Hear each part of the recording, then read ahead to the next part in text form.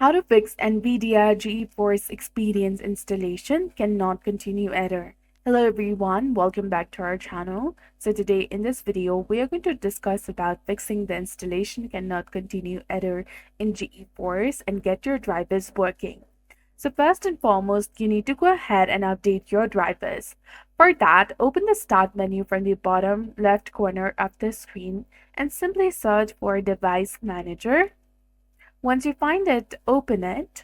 Now simply go ahead and expand the display adapters, that is between disk drives and firmware.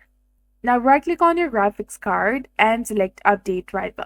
Choose Browse from my computer for drivers and select Let me pick from the list of available drivers on my computer and choose the driver that you want to update, and then the driver will be updated.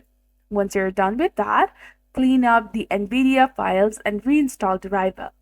For that, you need to open the File Explorer, then go to your C drive, open the Program Files or Program Data folder.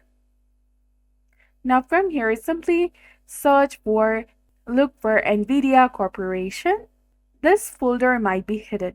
You may need to enable Show Hidden Files, Folders, and Drivers in the File Explorer's View settings. So go ahead and tap on View, that is beside Share, and simply go ahead and check the box of Hidden Items.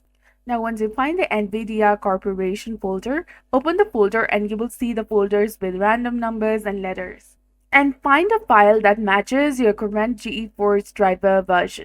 And to check your driver version, you need to open the GeForce Experience, follow the on-screen prompts to install the driver, and let the installation finish.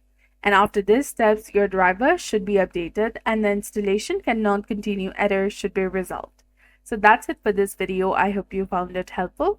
If you did, please like, share, and subscribe. Thanks for watching, and we'll see you again in the next one.